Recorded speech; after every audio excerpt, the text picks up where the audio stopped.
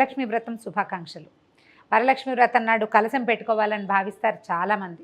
అయితే ఈ కలశానికి అలంకరణ నానా రకాలుగా చేస్తారు. యూట్యూబ్లో కొన్ని వందల రకాలు దొరుకుతాయి. అయితే మన సంప్రదాయం, తెలుగువారి సంప్రదాయం ఏంటంటే ఒక రవికెల బట్టని త్రికోణంగా మడిచి ఇలా కొబ్బరికాయ మీద కూర్చోబెడతాం. అయితే ఈ కూర్చోబెట్టేది మన కొబ్బరికాయ పెద్దదైతే కొంచెం పెద్ద రకం మడత, చిన్నదైతే చిన్న మడత. ఎలా మడత పెట్టుకోవాలో, ఏ రకంగా సింపుల్గా కొబ్బరికాయ మీద ఈ వస్త్రాన్ని కూర్చోబెట్టాలో 3 రకాలుగా చేసి చూపించాను. చూసి మీకు అవసరాన్ని బట్టి, అవకాశాన్ని బట్టి ఉపయోగించుకోండి.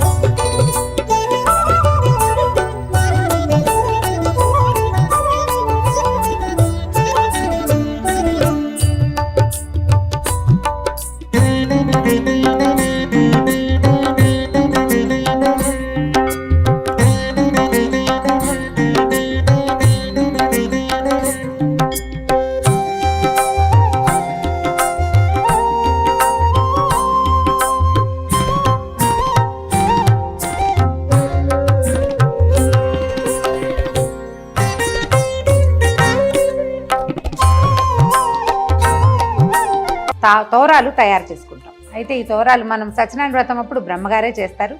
మనం ఇంట్లో చేసుకునేటప్పుడు మాత్రం తోరాలు సొంతంగా చేసుకుంటాం. 2-3 రకాలుగా తోరాలు తయారు చేసుకోవచ్చు. ఎలా చేసుకోవాలో చూద్దాం. అయితే ఇలాంటి మందపాటి దారంతోటైనా లేదా ఇలా సన్నటి రీల్ దారంతోటైనా చేయొచ్చు. సాధారణంగా 3 పొరలు, 3 పేటలు లేదా 5 పేటలు లేకపోతే 9 పేటల దారం తీసుకోవచ్చు. ఈ దారంతో 9 పేటలు తీస్తే ఇంతలా వస్తుంది, కొంచెం కష్టం అవుతుంది. దీంతో అయితే 9 పేటలు తీసుకోగలుగుతాం. 2 చేసి చూపిస్తాను, మీ వీలు వెంబడి చేసుకోండి.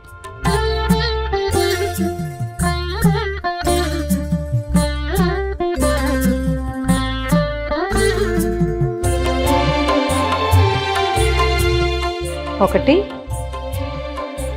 2, 3,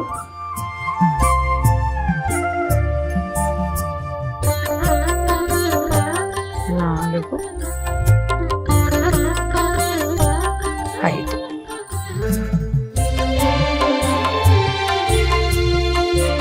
ఐదు పోగుల దారం తీసుకున్నాము.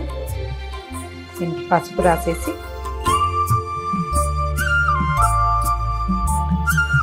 సెంటర్లో ఒక ముడి వేసుకోవాలి.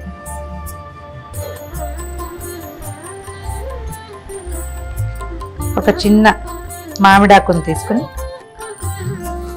దీన్ని సన్నగా చుట్టాలి. ఈ మధ్యలో పెట్టి గట్టిగా ముడి దగ్గరికి లాగేయాలి.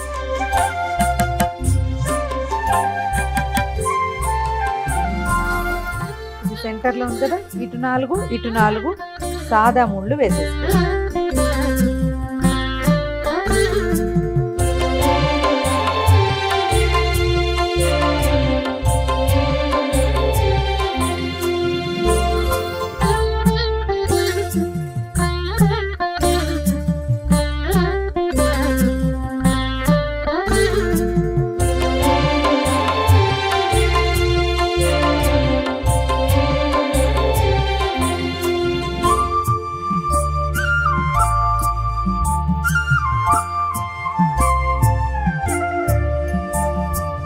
మన దగ్గర పువ్వులు లేనప్పుడు ఈ మెథడ్.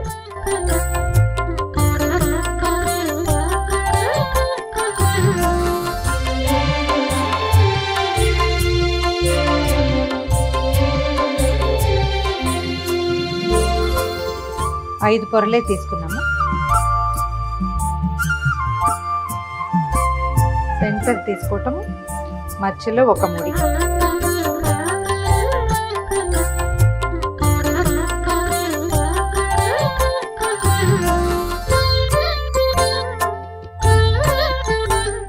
మధ్యలో పెట్టి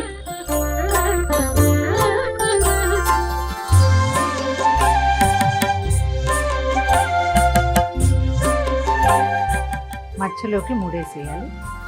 ఏ పక్కకు ఆ పక్క పువ్వులు దూర్చేసేయాలి.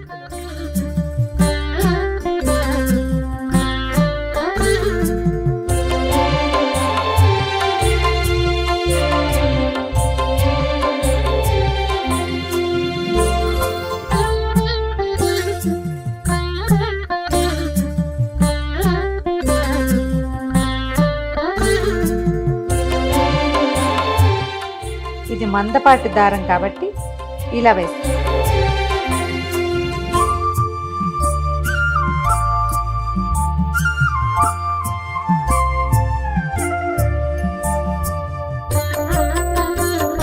రెండు పక్కల పువ్వులతో ముడివేసి 1 2 3 4 1 2 3 4 మొత్తం 9 ముళ్ళు రెడీ.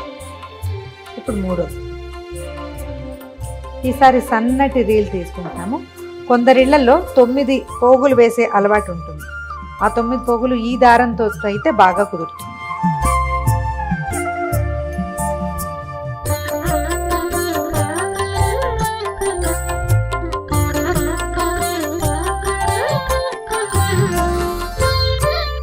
రీల్ దారంతో 9 పోగులు తీసుకున్నాము.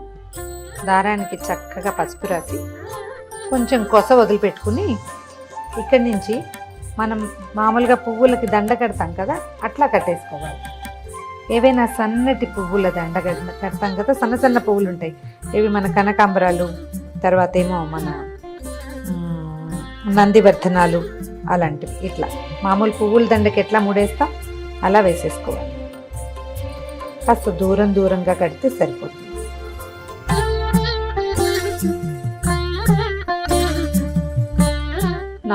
దాని ముళ్ళు పడ్డాక 5వ ముడికి ఒక చిన్న మామిడి ఆకుని పెట్టుకుంటాం.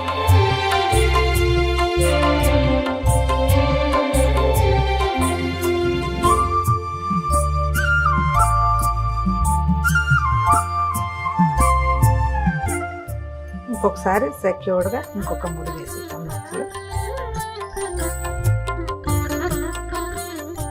ఇంకొక 4 ముళ్ళు వేస్తే సరిపోతుంది.